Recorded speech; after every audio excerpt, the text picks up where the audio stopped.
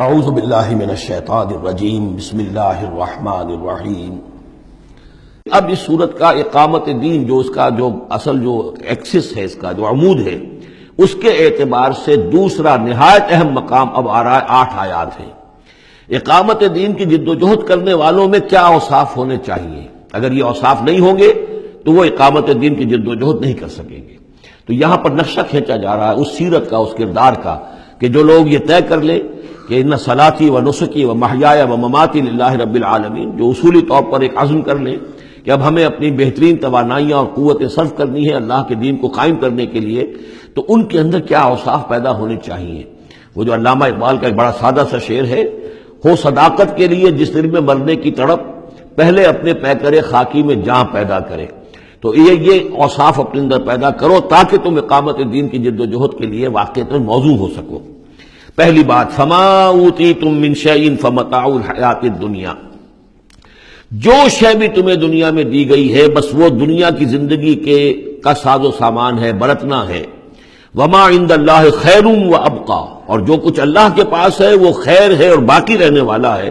للذین آمنوا وعلی ربہم یتوکلون، ان لوگوں کے لیے کہ جو ایمان رکھتے ہو اور اللہ پر، اپنے رب پر توکل کریں۔ یعنی پہلی بات یہ کہ دنیا و ما فیہا سے ان کا قلبی تعلق جو ہے وہ اس طرح کا ہو جائے کہ اس کی کوئی اہمیت اور وقت ان کے دل میں نہ رہے، اور انہیں یقین ہو جائے کہ اصل میں ہمارا مطلوب آخرت ہے، ہمیں جو چاہیے وہ آخرت ہے، اور اس کی طلب ان کے دل کے اندر راسخ ہو چکی ہو۔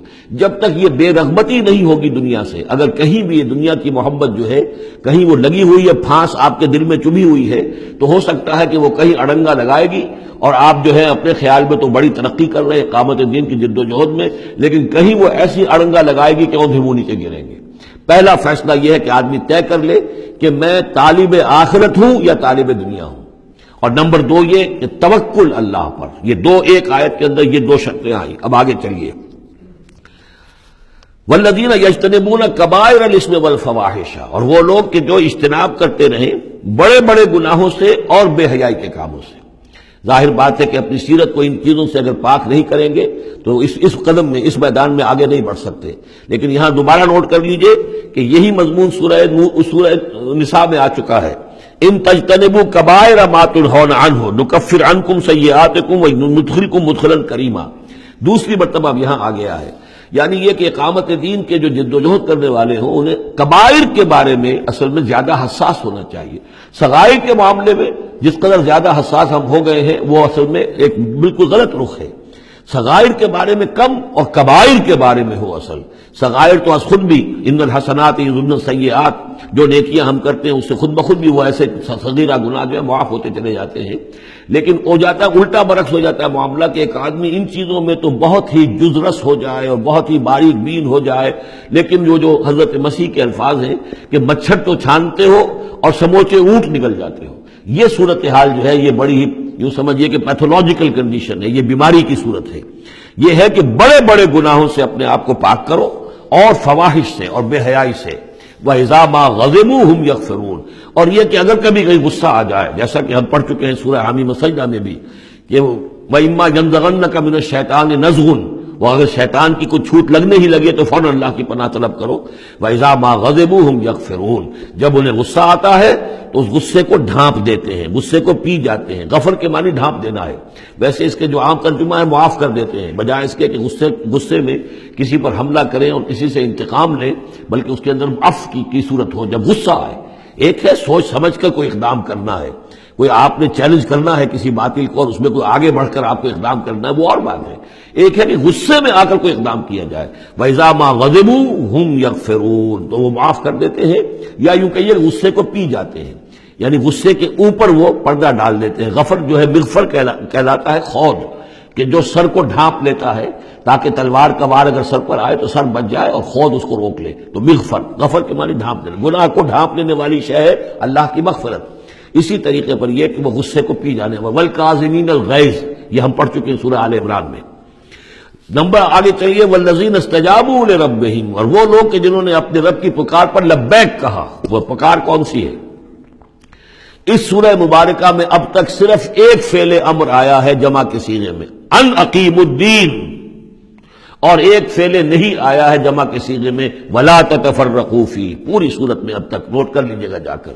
تو یہ پکار اللہ کی کون سی ہے؟ اقیموا الدین ولا تتفرقوا فی. اسی کے لیے کہا تھا حضور سے فلذالک فدعوا، اسی کی دعوت دیتے رہیے. آپ کی دعوت اقامت دین کی دعوت ہو، یا آپ کی کسی جزوی شے کے اوپر آپ جو ہے وہ ہیمر نہ کر رہے ہو، کسی جزوی سی شے کو آپ نے ہدف نہ بنا لیا ہو، اصل ہدف اقامت دین. فلذالک فدعوا واستقم کما امرت ولا تتبع اهواهم. اب یہاں فرمایا والذین استجابوا لربهم، جنہوں نے اپنے رب کی پکار پر لبیک کہا، واقاموا الصلاۃ، اور نماز قائم کی، اور وامرهم شورى بینہم، چونکہ اب اجتماعی زندگی ہے، جماعتی زندگی ہے، اس میں مشاورت کا نظام ہونا چاہیے کہ وہ جو فیصلے کریں، جو قدم اٹھائیں، وہ باہمی مشاورت سے ہو. یہ بھی روح جب تک کہ اس اجتماعیت کے اندر نہیں ہوگی باہمی مشاورت کی، اور یہ کہ کوئی ایک شخص سمجھے کہ بس ہر معاملے کے اندر مجھے اپنی مرضی چلانی ہے، تو ظاہر بات ہے کہ پھر وہ کام آگے نہیں چلے گا. ہم پڑھ آئے ہیں کہ حضور سے یہاں تک کہا گیا ہے کہ یہ جن صحابہ سے خطا ہوئی ہے، غلطی ہو گئی ہے، ان کو بھی آپ وشاورہم فی الامر فاعف عنہم واستغفر لہم وشاورہم فی الامر. حالانکہ ان سے خطا ہوئی ہے، غلطی ہوئی ہے، لیکن پھر بھی آپ انہیں اپنے مشوروں میں شامل رکھیے، اس لیے کہ اس سے دلجوئی ہوتی ہے، ساتھیوں کے اندر میوچول کانسیپٹ ڈیولپ ہوتا ہے، ایک کانفیڈنس ڈیولپ ہوتا ہے، اور وہ سمجھتے ہیں کہ ہماری بھی بات سنی جاتی ہے. اور حضور نے بسا اوقات اپنی رائے کو پیچھے رکھ کر اپنے ساتھیوں کی رائے کے مطابق فیصلہ کیا. غزوہ احد میں یہی ہوا ہے، غزوہ بدر میں یہی ہوا ہے کہ جہاں پر آپ نے کیمپ لگانے کا فیصلہ کیا تھا، جب بعض صحابہ نے آ کر کہا کہ ہمیں اگر اجازت ہو ہم اپنی رائے دیں، اور جب انہوں نے کہا کہ ہمارے خیال میں وہ جگہ بہتر ہے، آپ نے کہا ٹھیک ہے، یہاں سے کیمپ اکھاڑو، وہاں لگا دو. وَأَمْرُهُمْ شُورَى بَيْنَهُمْ وَمِمَّا رَزَقْنَاهُمْ يُنْفِقُونَ. ایک اور شے جو لازم ہے اقامت دین کی جد و جہد میں، جہاں وقت لگے گا، جہاں آپ کی توانائی صرف ہوگی، اس میں پیسہ بھی لازم درکار ہے.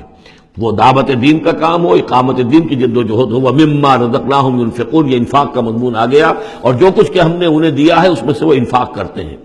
وَالَّذِينَ إِذَا أَصَابَهُمُ الْبَغْيُ هُمْ يَنْتَصِرُونَ. یہ وہ چیز ہے جس کے لیے میں نے نوٹ کرایا تھا کہ ایک ہے دعوت دین کا مرحلہ، اس دعوت کے مرحلے میں تو صورت وہ بتائی گئی کہ ادفع باللتی ہی احسن. اگر کوئی تمہیں گالی دے تم دعا دو، کوئی تمہیں پتھر مارے تم پھول پیش کرو. لیکن اقامت دین کی جد و جہد، اس کے اندر آگے چل کر معاملہ آتا ہے. جیسے قتال کا مرحلہ آ گیا تو وہاں تو فرمایا قاتلوا فی سبیل اللہ الذین یقاتلونکم اخرجوہم من حیث اخرجوکم، نکالو انہیں وہاں سے جہاں سے انہوں نے تمہیں نکالا ہے. یہاں آ کر معاملہ کیا ہے؟ والذین اذا اصابہم البغی ہم ینتصرون. اور وہ لوگ کہ جن پر اگر کوئی زیادتی کی جاتی ہے تو وہ بدلہ لیتے ہیں. یعنی یہاں پر اب تو اس کو اصل میں جد و جہد جو ہے حضور صلی اللہ علیہ وسلم کی، اس کے بھی اگر آپ دو مراحل سمجھیں گے تو ایک جو مکی دور میں وہ تھا، وہ دعوت کا مرحلہ تھا، ابھی اس میں اقدام کوئی نہیں کیا گیا. لیکن جب اقامت دین کے لیے اقدام شروع ہو جائے گا، آگے بڑھ کر باطل کو چیلنج کریں گے، تو اب وہ بات نہیں چل سکتی کہ معاف کر دیا کریں. وہاں تو بلکہ یہ ہے کہ جو غزوہ بدر میں جو اسیر ہوئے تھے ان کو بھی اگر فدیہ لے کر چھوڑ دیا گیا تو اللہ تعالیٰ کی طرف سے اس پر بھی اظہار ناپسندیدگی ہو گیا. بلکہ حضرت عمر کی رائے کی جو ہے گویا کہ تائید کی وہی نے کہ ان کو تو سب کو قتل کیا جانا چاہیے تھا، اور وہ ہمارے اندر جو ان کے رشتہ دار ہیں قریبی، وہ اپنے ہاتھ سے قتل کرتے، اس لیے کہ یہ فدیہ دے کر چلے جائیں گے. ظاہر بات ہے کہ اگلے سال وہی لوگ اکثر و بیشتر آ گئے کہ نہیں آ گئے، وہ چڑھائی کر کے آ گئے احد کے اندر. تو اس لیے وہاں پر آ کر جب اقامت دین کا مرحلہ جو ہے اقدام کے مرحلے میں وہ جد و جہد آتی ہے تو اس میں ہے والذین اذا اصابہم البغی ہم ینتصرون. یہ گویا کہ ان دونوں مراحل کا آپس کا فرق اور تفاوت ہے. صدق اللہ العظیم.